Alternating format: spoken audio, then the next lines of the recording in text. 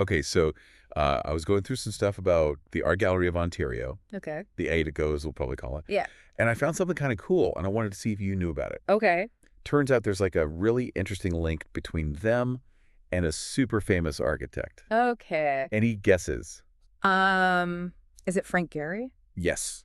Because, like, Let's got it. his style is all over the city, but I know that his work on the A to go is supposed to be really special. Yeah, and you know what I didn't realize? He was born in Toronto. Oh, wow. I know. It's like he was meant to like Yeah. redesign a landmark in his own city. Yeah. That's so So cool. you brought some really great sources Yeah. with you today. We've got the Age Ago website Yeah. and this overview article I found, which is really cool. Yeah. I think it's going to be really interesting to see what we find. I know. Let's Oh, dive in. yeah. Okay, so I think we should probably start with some like just basic facts, Okay. just so we're all on the same page. Okay. The Ago has over 120,000 works of art. Wow. That's a lot. It's a lot.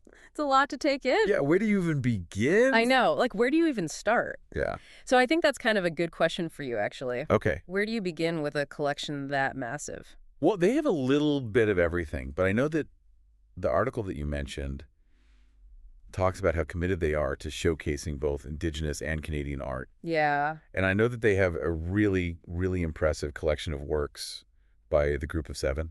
I love the Group of Seven. Oh, they're so great. Yeah, those landscapes just totally say Canada. Mm. Yeah. Like when I think about them, I can smell the pine needles and like the wind coming off the water. Totally. Yeah. It's great. And it's interesting because their focus on the Canadian wilderness wasn't really just about like aesthetics or making something pretty, but it was actually kind of like a reflection of this growing sense of like national identity in the early 1900s. Hmm. So they were kind of like pioneers in establishing a uniquely Canadian artistic voice. I like that. Art reflecting a national identity. Yeah. Okay, so we've got these landscapes. What about someone like me? Okay. I like modern art. Okay. Does the ABJO have good modern art? They have a fantastic modern and contemporary collection, Okay. and they aren't afraid to push some boundaries. Okay. We're talking installations, edgy pieces that make you think about society and identity and all of that. So it's totally different from like appreciating a classic landscape, but it's just as powerful. See, that's what I love about art. There really is something for everyone. Yeah. You know, the article mentioned that they also have a really impressive collection of Indigenous art. Yeah. And it sounds like it's about way more than just looking at pretty things. Yeah, you hit the nail on the head. Okay. It's about cultural preservation, like really preserving it. Okay. Cultural memory, Yeah. the stories, techniques, and knowledge that's been passed down for generations. And it's about giving Indigenous artists a platform to share their work and start conversations about history representation, the impact of colonialism. Wow, that's really powerful. Yeah, it's about way more than just like displaying art. It's about fostering understanding and appreciation for different cultures and perspectives. Yeah, it's so much more than just pretty pictures on a wall. Totally. Okay, so we've got these amazing landscapes and this really thought-provoking modern art and this culturally really important Indigenous art collection. Yes. And we haven't even talked about all the European masterpieces that they have. No. But before we like go too far back in time, Okay. I want to talk about the Ago itself because I'm dying to hear more about this Frank Gehry connection. Oh, yeah. So tell me everything. It's really cool how he redesigned it. Yeah. It's more than just architecture. It's part of the art. Okay. Like experiencing it in a new way. Hmm. Gehry changed the whole inside of the Ago, too. Really? Yeah, so it's not just a pretty face. So like what did he actually do to make the experience better inside? Okay, so Gehry loves to use natural light, and he's really good at it. He makes these sight lines that pull you through the space, so as you're walking, you're getting these glimpses of different galleries and artworks. Oh, cool. It's like he's making you dance with the art. That's a really cool way to put it. Right. Yeah, like the building is leading you on this journey. Exactly. And he doesn't like throw all the contemporary stuff at you at once. Okay. The galleries kind of flow in a really specific way.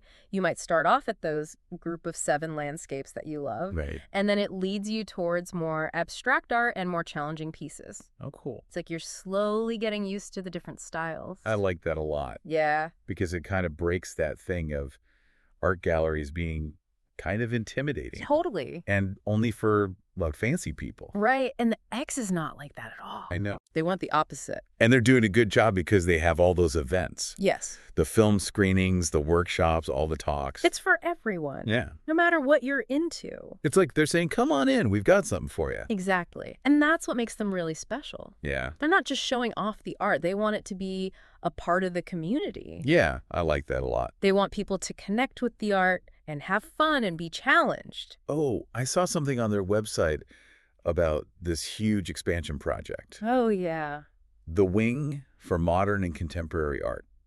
The Danny Rice Modern and Contemporary Gallery. Yeah, that's the one. It's going to be huge for the AGO and for art in the city. Okay, I need to know more about this because they're already like world class. Yeah. So what are they thinking with this expansion? What are they trying to do? So it's not just about making it bigger. Yeah. It's about making more room for the art that makes you think and pushes the boundaries. Okay. They want to share different voices and more experimental stuff and be a leader in the contemporary art world. Wow.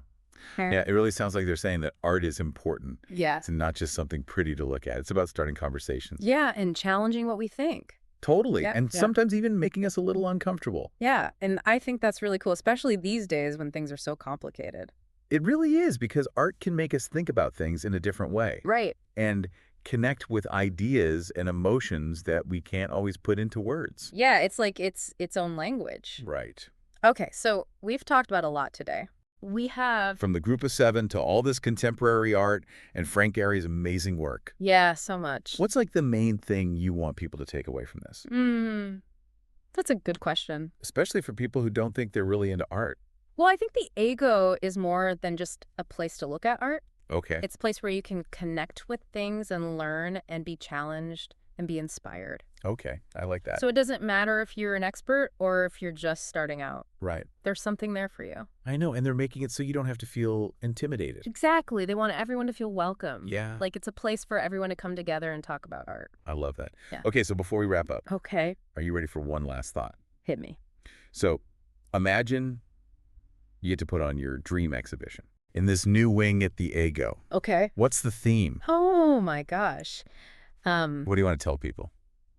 I think I'd focus on art and activism. Okay. And showcase art that deals with like social and environmental issues. Wow. Stuff that makes you think about injustice and inequality and how we need to make things better. Wow.